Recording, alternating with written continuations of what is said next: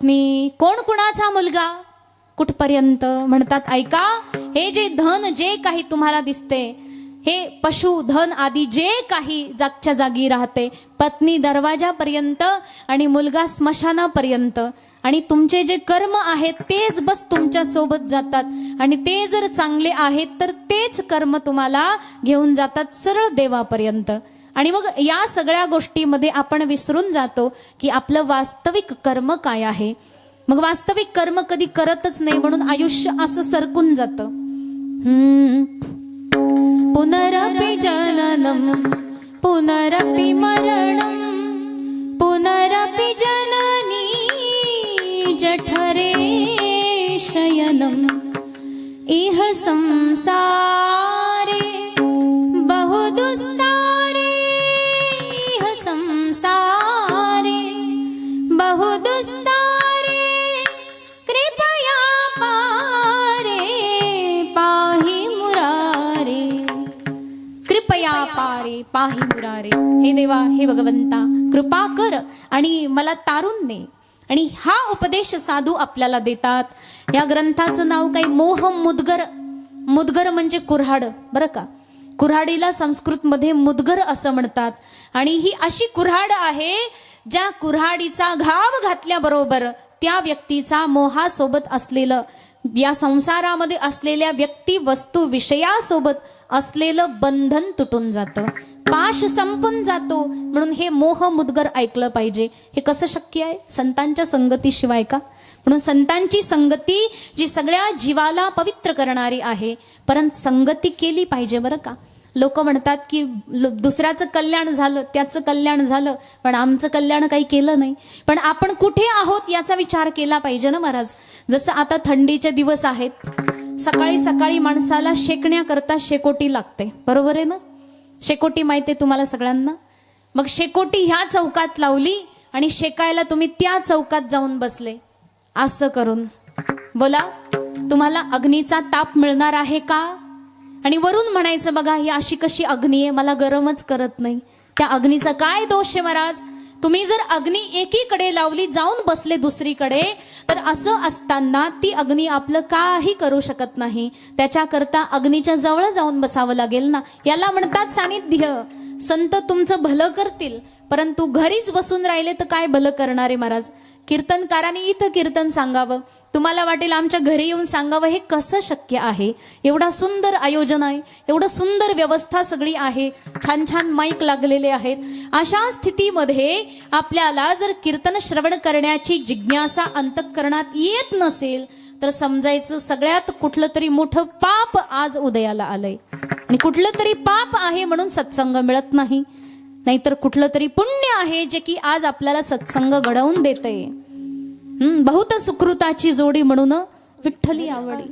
बघा, अशा प्रकारे ही भगवंताची कथा असते जी जीवाला अतिशय आनंदावून टाकते. जसं गोपी म्हणते, तव कथामृतम तप्त जीवनम कविभिरीडितम कल्मषापहम श्रवणमंगलम श्रीमदाततं भुवि गृह्णन्ति ते भूरिदा जना. बघा देवाची कथा कशी आहे बरं. इथं बसल्यानंतर असा वेगळा आनंद येतो. नाहीतर तुमच्या घरी केवढी छान छान व्यवस्था असते, तेवढं सगळं सोडून तुम्ही इथं येऊन बसले, साध्या चटईवर कशा तरी दगडादुगडात बसले.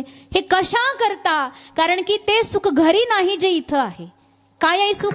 तव कथामृतम.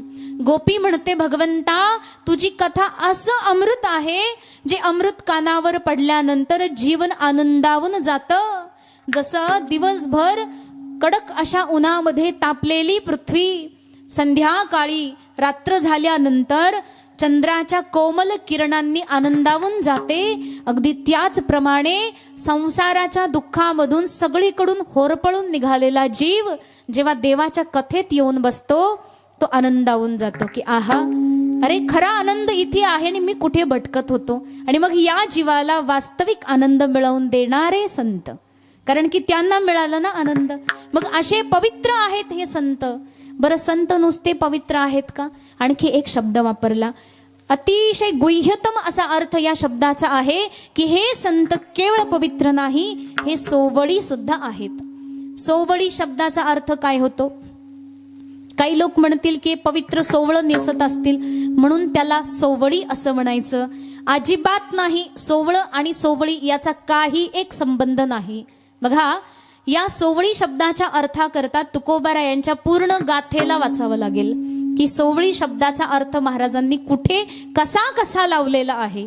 याच्यामध्ये अनेक प्रमाण आपल्याला सापडतात. महाराज म्हणतात मी सोवळी आहे. कधी? कारण माझा सगळा विटाळ गेला आता. बघा, विटाळ कधी पडतो माणसाला? तुमच्या लक्षात येतं? विटाळ सुतक कधी पडतं? कोणी आला किंवा कोणी गेला की माणसाला सुतक पडतं, विटाळ पडतं.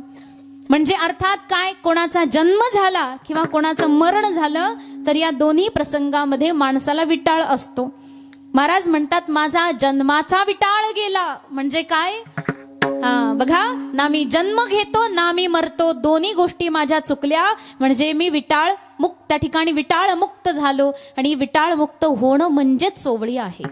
मी सोवळी झालो महाराज, कारण माझा सगळा विटाळ निघून गेला. अर्थात परत परत जन्माला यायचं, परत परत मरायचं. उपजेते नाशे नाशिले ते पुनरपि दिसे, घटिका यंत्र तैसे परिभ्रमे. घड्याळासारखं यंत्र कधी थांबतं बरं? घड्याळ मला सांगा, कधी थांबतं?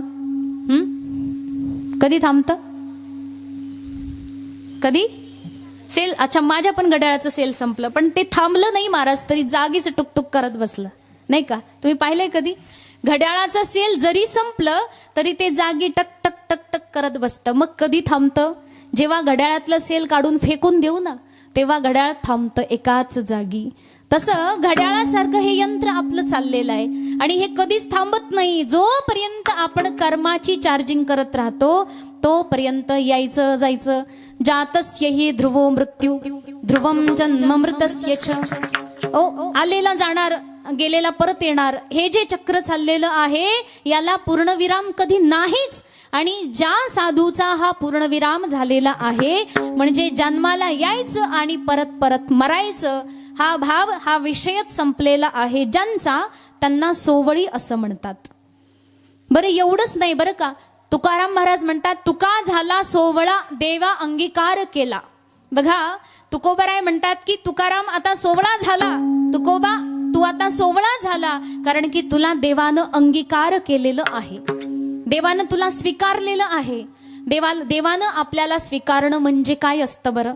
जसं बघा, आपल्याला एक अभंग पाठ आहे, घालीन लोटांगण वंदीन चरण डोळ्यान पाहिन रूप तुझे, प्रेमे आलिंगीन आनंदे पूजीन भावे ओवाळीन म्हणे नामा. दोनच चरणाचा हा अभंग आहे जो सगळ्यांना माहित आहे. याचा अर्थ माहितीये का? पण बघा, प्रेमे आलिंगीन, बघा जसं तिथे नामदेवराय म्हणतात की मी भगवंताला प्रेमानं आलिंगन देईल, हाच भाव म्हणजे तुका सोवळी झाला, देवे अंगीकार केला. म्हणजे देवाला भगवंतानं, बघा भगवंताने तुकोबारायांना अशी घट्ट मिठी मारलेली आहे, यालाच म्हणतात देवे अंगीकार केला. म्हणजे आता तुकोबा आणि भगवंत दोघं वेगळे राहिलेले नाही, याला सोवळी असं म्हणतात. बघा, सोवळीचा हा भाव असा दृढ आहे ज्याच्या करता बंधनाच्या सगळ्या गाठी तुटाव्या लागतात. बंधनापासून उकलली गाठी, देताली मिठी सावकाश, देताली मिठी सावकाश. त्याच्या करता बोलावा विठ्ठल, पाहावा विठ्ठल, करावा विठ्ठल, जीवे भावे. बोलावा विठ्ठल, पाहावा विठ्ठल. आता काही करायचं नाही वेगळं. अशा साधूच्या जीवनामध्ये बोलायचं तर फक्त विठ्ठलाचं नाव, बघायचं तर फक्त त्याचं रूप, ऐकायची तर फक्त त्याची कथा, या संपूर्ण शरीराला त्याच्या सेवेमध्ये वहायचं. अशा साधूला सोवळी असं म्हणतात. जीवन सोवळी झालं, आता उरलं नाही काही. म्हणून तुकाराम महाराज म्हणतात की असं भगवंताने मला स्वीकारलं, आणि तो स्वीकारतो तेव्हाच जेव्हा संपूर्ण दोष दूषण आपले समूळ नष्ट होतात. आणि जर नाही झाले तर मग काय करायचं? ज्ञानाग्नी दग्ध कर्माणं भस्मसात कुरुते तथा. काही करायचं नाही, ते ज्ञान पैगावर वे जरी मनी आथी आणावे परी संताया भजावे सर्वस्वेसी. भगवंताने सांगितलं तसंही उपनिषद म्हणतात ना, तद विज्ञानार्थम स गुरुमेवाभिगच्छेत समितपाणीः श्रोत्रियम ब्रह्मनिष्ठम. ते ज्ञान जर प्राप्त करायचं असेल तर संतांचं भजन करा, साधूकडे जा. आणि साधूकडे गेल्यानंतर काय करायचं? बघा, सगळ्या प्रकारे आपल्या जीवनाला शुष्क बनवायचं. म्हणतात हातामध्ये समिधा घेऊन जा. समिधा माहितीये ना तुम्हाला? यज्ञकुंडामध्ये आहुती म्हणून जो टाकायचा, वाळलेली लाकडं म्हणा महाराज, त्याला समिधा असं म्हणतात. हातात समिधा न्यायचा गुरुकडे जाताना. तुम्ही म्हणणार तिथं काही समिधा नाही का? तसंही गुरु जंगलात राहत असतात नाही का? अच्छा, समिधा या शब्दाचा अर्थ सरळ असा घ्यायचा नाहीये. समिधा याचा अर्थ होतो की आपण जसा समिधा वाळलेला असतो तसं आपण आपल्या जीवनाला वाळवायचं. कशापासून? विषयी विसर पडला निशेष. असा विषयांच्या प्रति विसर पडला पाहिजे जेणेकरून आपलं संपूर्ण जीवन साधूच्या ताब्यात गेलं पाहिजे. साधूकडे गेल्यानंतर, साधू गुरु म्हणजे एक ज्ञानरूपी अग्नी आहे, त्यांच्या स्पर्शानं आपले सगळे दोष नष्ट होतात, जळून जातात. आणि तुका म्हणे आम्ही झालो अग्निरूप. जसं आता अंगाला काहीच लागत नाही, चिटकतच नाही कोणते दोष दूषण, काही लागत नाही, कारण की अग्निरूप झालो. आता सगळं निर्मळ, अतिशय पवित्र, सगळं सोवळी झालं. मग असं सोवळी होणं म्हणजे साधुत्व आहे. म्हणून पवित्र सोवळी असे जे आता जे लक्षण केलं, जे वर्णन केलं, अशा व्यक्तीला साधू म्हणतात. आणि मग हेच साधू जगात पूजनीय आहे. पवित्र सोवळी. मग यांच्यासारखे डझन भर असतील. किती असतील महाराज? नाही नाही नाही, असे जास्त नाही सापडणार. किती आहे? एकच आहे. एक तीच भूमंडळी, ते एकच आहेत. असं कसं म्हणता महाराज तुम्ही? आम्ही तर फार साधू पाहिले. पैठणला गेलं की आमचे नाथ बाबा आहेत. पंढरपूरला गेलं की नामदेवराय, अनेक संत आहेत. आळंदीला गेलं की आमचे माऊली आहेत. जिथे जा तिथे संत संत आम्हाला भेटतात. तुम्ही म्हणतात एकच आहेत. अहो महाराज, ते एकच कसे? एकच तत्वतः, स्वरूपतः, आत्मतत्वानं ते एकच आहेत. कारण की त्यांनी काय केलं? पंडिता समदर्शिनः, पंडित झाले ते. कसे? समदर्शी पंडित. कशानं? म्हणतात की शुनीचैव श्वपाकेच पंडिता समदर्शिन. गाय असो, कुत्रा असो, गाढव असो, घोडा असो, माणूस असो, ब्राह्मण असो, कोणीही असो, प्रत्येकामध्ये केवळ भगवंताचं दर्शन त्यांनी घेतलं. जे दृष्टी दिशे ते हरी रूप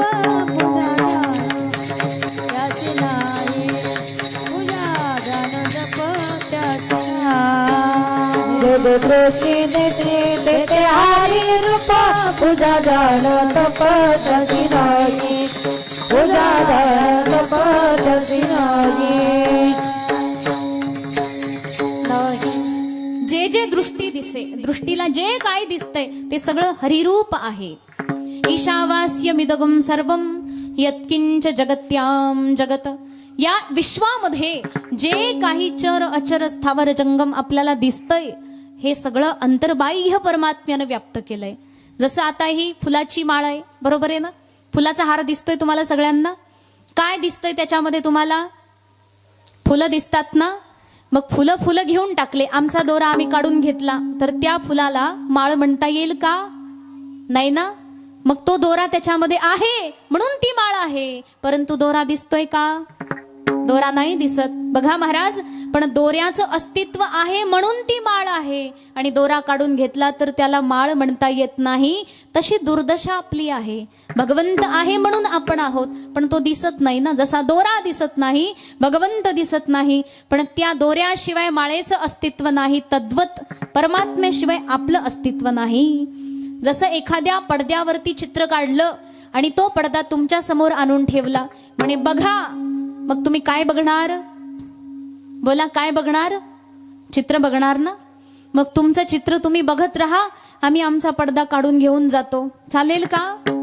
पडदा काढल्यानंतर चित्राचं काही एक अस्तित्व नाही. म्हणून म्हणतात की जसा हा संपूर्ण विश्व एक रेखाटलेलं चित्र आहे आणि हे चित्र कशावर रेखाटले? भगवंत परमात्मा रूपी पडदा आहे आणि तो परमात्मा जर काढून घेतला तर हे चित्रच नाही, अस्तित्व नाही. आणि हा भाव साधून ओळखला म्हणून ते एकच आहे विश्वामध्ये, की संपूर्ण विश्वात एकच परमात्मा भरलेला असताना द्वैत नाही. मग ही द्वैतापत्ती दोष न यावा त्याच्याकरता एक तीच भूमंडळी. महाराज ते पवित्र झाले, सोवळी झाले, ती एकच झाले भूमंडळावरती. त्यांनी असं काय केलं बरं जेणेकरून ते पवित्र झाले? अभंगाच्या दुसऱ्या चरणात करता देव जनता वाढता देव, करता वाढता देव, जनता वाढता देव, जनता वाढता देव, जनता वाढता देव, जनता वाढता देव, जनता वाढता देव. अखंडित प्रेम भाव, अखंडित प्रेम भाव, जनता वाढता देव, जनता वाढता देव. अखंडित प्रेम भाव, अखंडित प्रेम भाव, जनता वाढता देव, जनता वाढता देव, जनता वाढता देव. अखंडित प्रेम भाव, अखंडित प्रेम भाव, अखंडित प्रेम भाव, जनता वाढता देव, अखंडित प्रेम भाव, अखंडित प्रेम भाव, अखंडित प्रेम भाव, प्रेम भाव, प्रेम भाव. ज्यांचा आवडता देव अखंडित प्रेम भाव. बघा एवढं सुंदर वर्णन केलं की ऐका महाराज, अशा साधूनं काय केलं जेणेकरून ते पवित्र झाले? त्याचं कारण दिलं की ज्यांचा आवडता देव, त्या साधूनं आपला एकच देव आवडता करून ठेवला. मग बाकीचे देव नावडते झाले का? बोला महाराज. आत्ताच तुम्ही एवढं वर्णन केलं आणि आता बाकीच्या देवाला नावडतं कसं काय म्हणू शकताय? तसं नाही महाराज. ही आपली इष्टभक्ती असते. इष्ट एक निवडायचा आणि त्याच इष्टाचं सगळीकडे दर्शन घ्यायचं.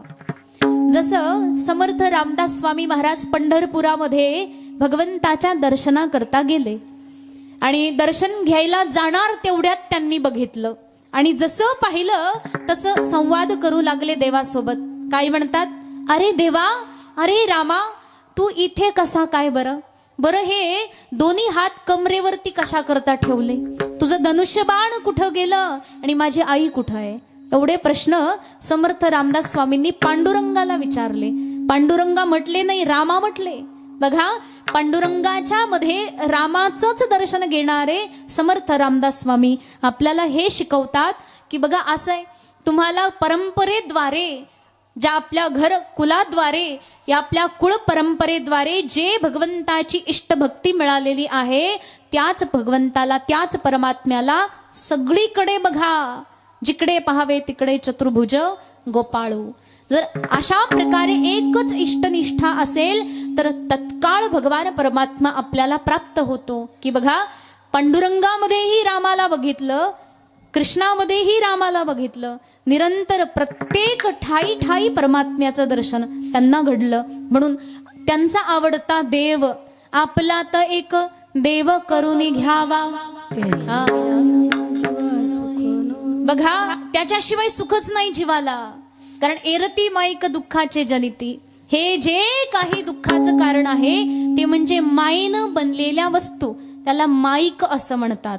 माईक म्हणजे मायेचं काम झालेलं सगळं जग, या जगाशी काही एक घेणं देणं नाही. अशा साधूनं केवळ आपला एकच देव धरला आणि तेवढ्याच देवाला धरून रात्रंदिवस त्याचे पवाडे करत बसले. आणि मग असा साधू जो की खरा वैष्णव आहे, वैष्णवांचा धर्म आहे ना महाराज तो. जसं भगवान परमात्म्याला जे आवडतं, आवडे देवासी तो ऐका प्रकार, वेगळं काही करू नका, जे देवाला आवडतं तेच करायचं. जसं मीराबाई म्हणते ना, मी पण तेच करणार आहे, जे माझ्या भगवंताला आवडतं, त्याला जे आवडतं माझ्यासाठी तेच सर्वस्व. बाला मैं बैरागन होंगी जिन भेषा मेरो साहब रे झे सोही भेष धरूंगी. बाला मैं बैरागन होंगी. माझ्या देवाला आवडतं आणि जे देवाला आवडतं तेच मला करायचं, जे माझ्या गुरुनं सांगितलं तेच मला करायचं.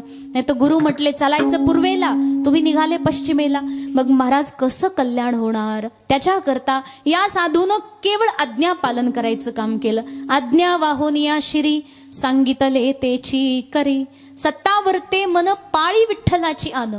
विठ्ठलाची शपथ घेतलीये, जी काही आज्ञा मला देवाकडून मिळाली तेवढ्याच मी पालन करणार. माझ्या भगवंताला जे आवडतं तेवढंच मी करणार. तुळशी माळ गळा गोपी चंदन टिळा,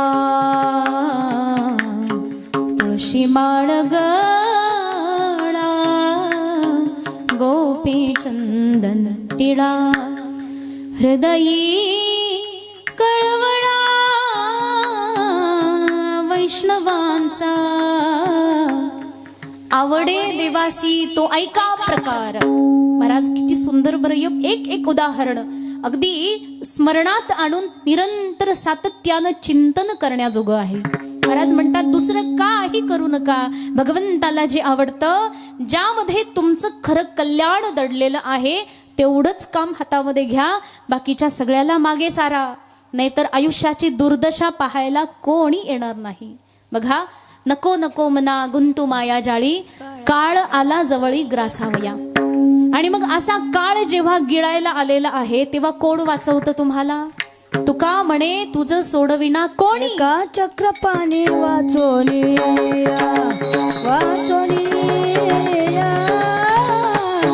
चक्रपाणी वाचोनिया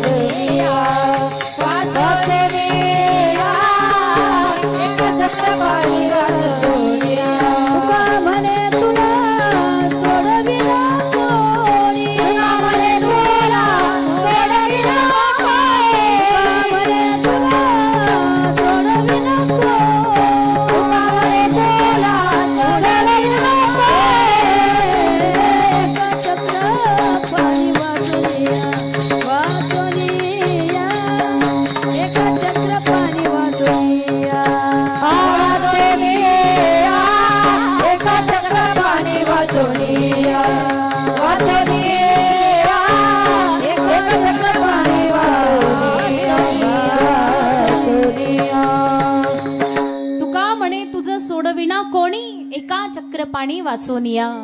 महाराज आता मृत्युमुखी पडलेले आहात, अशा वेळी तरी भगवंताचं नाम घ्या. अच्छा, अशा वेळी देवाचं नाव यायला एवढं सोपं आहे का होते. देवाचं नाव मरायच्या वेळी घेऊ असं म्हणणाऱ्यांनी फक्त मरून बघा एकदा, काय होते अवस्था. शास्त्र सांगतं की दगड असतात ना, गोल गोल गोल गोल दगड, आणि अशा दगडाच्या रस्त्यानं जेव्हा बैलगाडी चालते, बैलगाडी चालताना तुम्ही पाहिले बैलगाडीची जी चाकं असतात ना लोखंडाचे, ते चाकं जेव्हा त्या गोल गोल दगडाच्या रस्त्यावरती चालतात तेव्हा कसा कर कर आवाज येतो. ऐकलाय का कधी बैलगाडीच्या चाकाचा कर कर आवाज. तसं म्हणतात की आपल्या अंगामध्ये 1000 सांधे आहेत आणि मरायच्या वेळी त्या प्रत्येक सांध्यातून असा कर कर आवाज येतो आणि तो फक्त आपल्याला ऐकायला येतो. एवढ्या वेदना आहा, आणि अशा वेदनेमध्ये देवाचं नाव यायचं एवढं सोपं आहे का हो. त्याच्याकरता प्रॅक्टिस लागते. काय लागतं? सातत्याची सवय. निरंतर भगवंताचं स्मरण करणाऱ्याच व्यक्तीला अंतिम समयामध्ये देवाची आठवण होणार आहे. नाहीतर देवाचं नाव असं सहज यायला मोकळं नाही महाराज. त्याच्याकरता रात्रंदिवस अखंडित प्रेमभाव ज्याला म्हटलेलं आहे. म्हणतात ना नाथ महाराज की एका जनार्दनी नित्य हरीचे कीर्तन, आसनी शयनी सदा हरीचे चिंतन. धन्य जगी तोची एक हरी रंगी नाचे, हरी रंगी नाचे.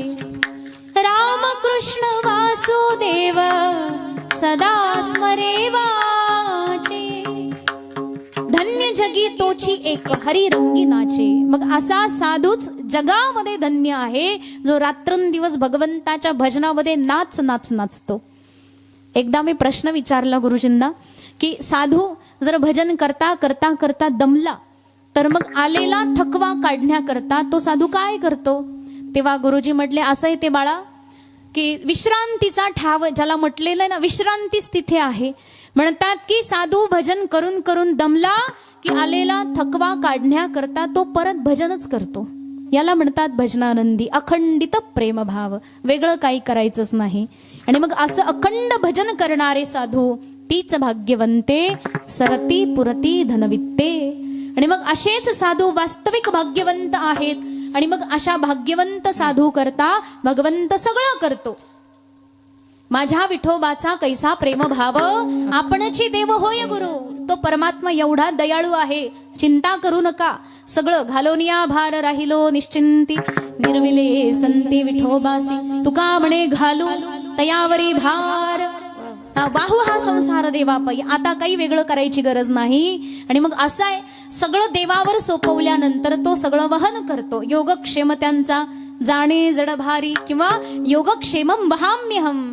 जो अनन्य चिंतन करणारा भक्त आहे अशा भक्तावर कृपा करणारे परमात्मा कधीही येऊन उपस्थित होतात.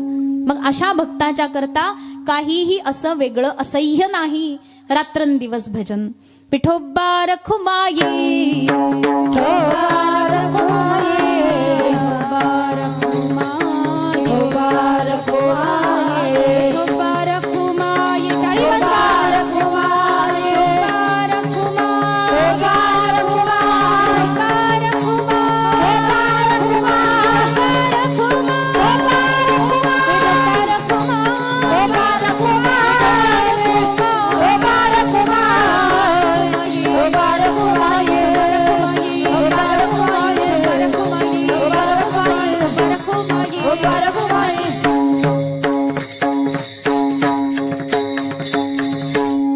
भाग्यवंते सरती पुरती धनवित्ते. आणि मग अशा साधूच्या सेवेमध्ये जो असतो ना तोही जीवन कृतार्थ करून टाकतो.